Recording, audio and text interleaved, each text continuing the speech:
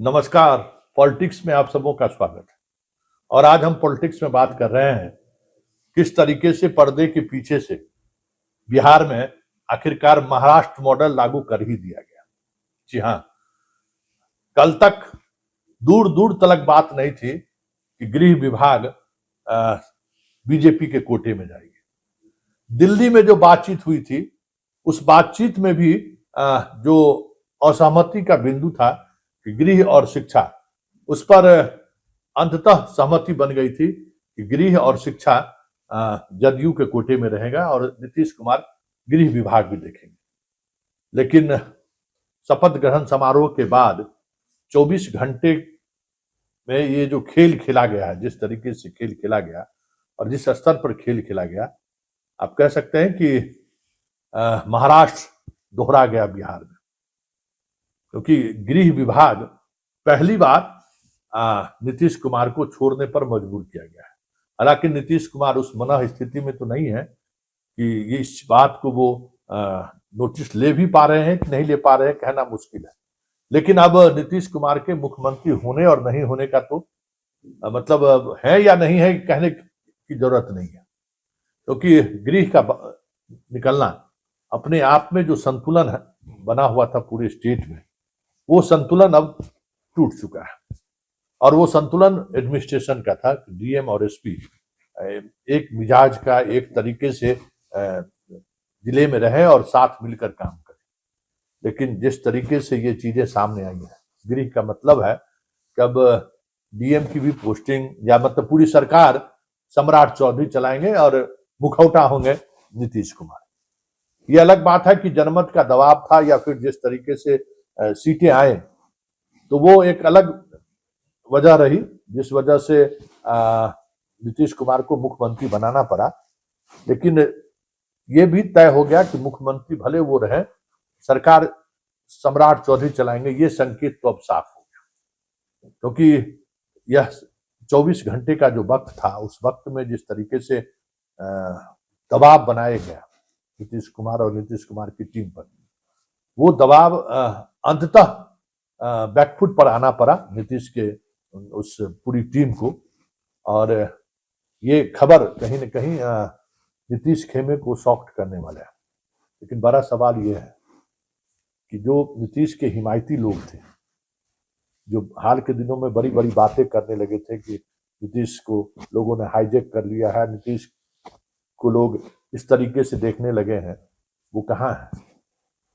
जनता नीतीश को वोट किया है, नीतीश सरकार बनाए, वो कहाँ है? लेकिन एक बात और भी है कि भले पर्दे के पीछे से सही महाराष्ट्र मॉडल लागू किया गया है, लेकिन प्रदेश के लिए नीतीश जिस मना स्थिति में है, ऐसी स्थिति में प्रदेश के हित के लिए ये फैसला को जायज ठहराया जा सकता है। अब इसका कितना असर पड़ेगा बिहार के ब्यूरोक्रेसी पर, वो तो आने वाला वक्त बताएगा। लेकिन एक बात तो तय हो गया कि सम्राट चौधरी के गृह मंत्री बनने के बाद बिहार में जो जंगल राज को लेकर जो चीजें चल रही हैं, या जंगल राज को लेकर जो बार बार सवाल खड़े किए जाते हैं, अब आज से वह सवाल सम्राट चौधरी से होगा।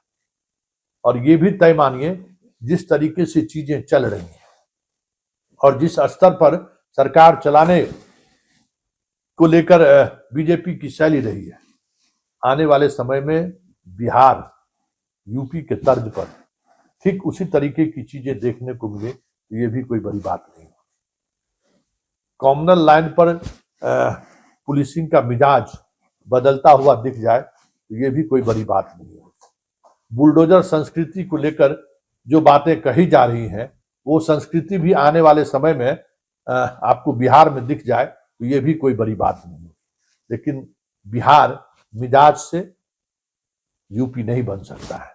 ये एक ऐतिहासिक सत्य है, सामाजिक सत्य है कि बिहार कभी भी यूपी के मिजाज में जा ही नहीं सकता है। ऐसे में ये गृह विभाग कह सकते हैं कि कांटों के ताज के समान है। क्योंकि आने वाले समय में बहुत कुछ तरीके का गैंग है, जो यहाँ मुसलमान गैंग का उस तरीके से यूपी वाली स्थिति नहीं है कि वहाँ मुसलमान गैंग के की बहुतायत है, मुसलमान गैंग का एक अलग मोडस अप्रेंटिस है। यहाँ तो सारे के सारे 99% अपराधी हिंदू हैं, और वो भी खास खास जाति के हैं, जिस जाति को प्रोटोनेज कहीं न कहीं राजनीतिक संरक्षण की बात कभी कभी उठती रही है।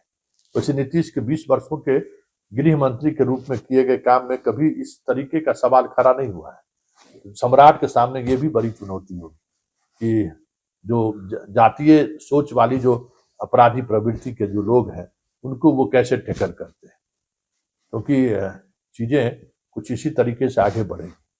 वैसे गृह विभाग मिलने के बाद अब ये भी तय हो गया कि महाधिवक्ता, हाईकोर्ट के महाधिवक्ता को लेकर भी अब चीजें बदलती हुई आपको दिख जाए तो ये भी कोई बड़ी बात नहीं है।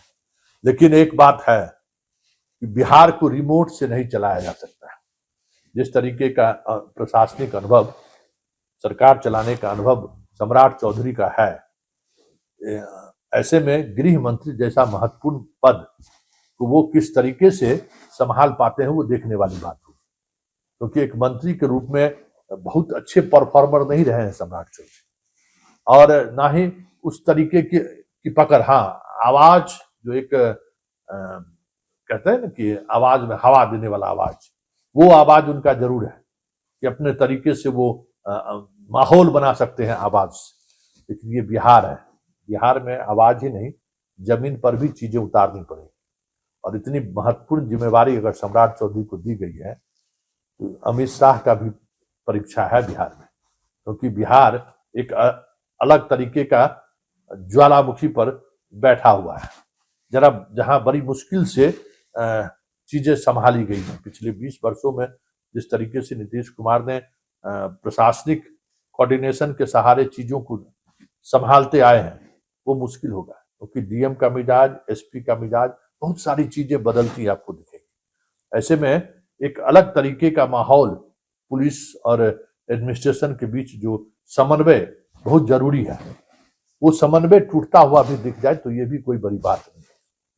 और ऐसे में पूरी प्रशासनिक व्यवस्था पंगु हो जाए या पूरी प्रशासनिक व्यवस्था लचर हो जाए, ये भी कोई बड़ी बात नहीं है। लेकिन इससे भी इतर बात यह है कि जिस तरीके से बिहार को चलाने की कोशिश अमित शाह के द्वारा की गई है, गृह मंत्रालय जैसे महत्वपूर्ण जिम्मेवारी लेकर, इतना तो तय मानिए कि बिहार जिस मुहाने पर खड़ा है और जिस तरीके से बिहार को गवर्नेंस को लेकर एक अलग समझदारी बन बैठी है, आने वाले समय में पूरी बीजेपी को का राह या रास्ता दुर्गम हो जाए तो कोई बड़ी बात नहीं होगी। क्योंकि नीतीश कुमार के साथ जो कुछ भी हो रहा है, नीतीश कुमार भले उस बात को समझ नहीं पा रहे हैं, लेकिन नीतीश कुमार का वोटर वो चीज समझ रहा है।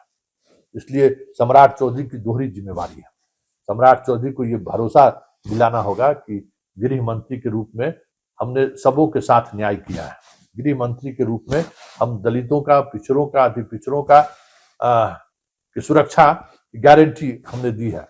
क्योंकि इस फेरबदल के बाद जो प्रशासनिक ताना बाना बिगड़ेगा उसका असर तो दिखेगा। ऐसे में आने वाले समय में बिहार में एक अलग तरीके की अराजकता दिख जाए तो कोई बड़ी बात